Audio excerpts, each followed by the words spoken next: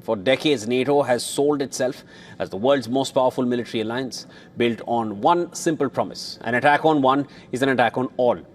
But as the US war with Iran escalates, that promise is being put to the test. President Trump is now openly questioning whether NATO would actually fight alongside Washington after several European allies have refused to join the war. So why is NATO hesitating? What does this rift mean for the future of this transatlantic alliance? More in this next report. Take a look.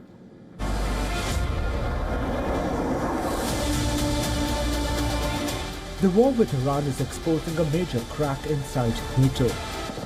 While the United States and Israel have launched strikes on Iran, most European allies are refusing to join the offensive.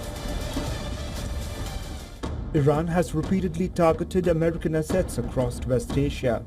Multiple US military bases have come under attack from Iranian drones.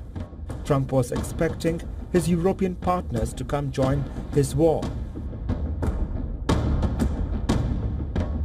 Instead, NATO countries are limiting their role to defensive support, intercepting Iranian missiles, sharing intelligence, and protecting bases in the region. But they are stopping short of actually joining the war, and that is infuriating President Donald Trump. Trump has publicly slammed European allies, singling out Spain and the United Kingdom, accusing them of being very uncooperative. Trump even mocked Britain's leadership, saying this is not the age of Winston Churchill. I'm not happy with the UK either. That island that you read about, the lease, okay, he made it for whatever reason, he made a lease of the island. Somebody came and took it away from him. And it's taken 3-4 days for us to work out where we can land there. It would have been much more convenient landing there as opposed to flying many extra hours.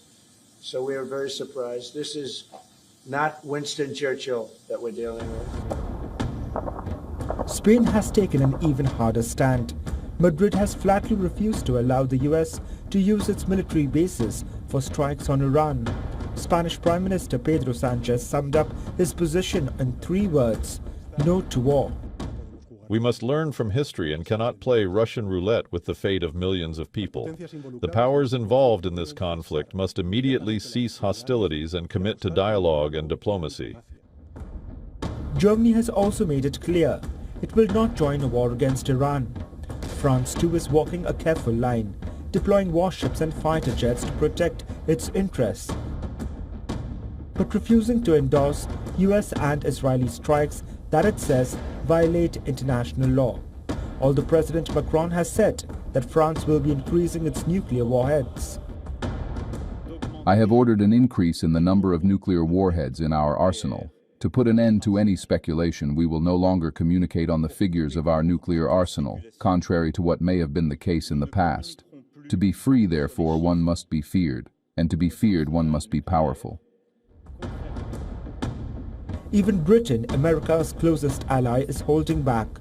London is allowing US forces to use some bases only for defensive missions, while British air defenses are intercepting Iranian drones and missiles targeting regional facilities. But Britain has stopped short of joining the offensive campaign against Tehran. Family and friends of those who are caught in the region will be worried sick about them. And of course, we've got civilians and military personnel at risk in the region. We need to act, therefore, with clarity, with purpose, and with a cool head. The reason is simple. Europe does not want another West Asia war. Governments across the continent fear massive domestic backlash, regional escalation, and a direct confrontation with Iran. So NATO is trying to walk a very thin line, helping defend allied bases, protecting shipping routes, and intercepting missiles while avoiding direct participation in the war.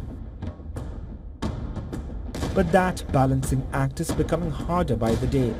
As the war widens, European allies are finding themselves pulled into the conflict, whether they like it or not. And Trump is growing more frustrated. For years, he has accused NATO of relying too heavily on American military power. Now, With Iran war expanding, Trump is asking the question he has always asked. When it really matters, will NATO actually fight or will it hesitate? For now, the alliance is choosing caution, but if Iran's retaliation intensifies, NATO may soon face a moment of truth. Join the war or risk a historic break with Washington.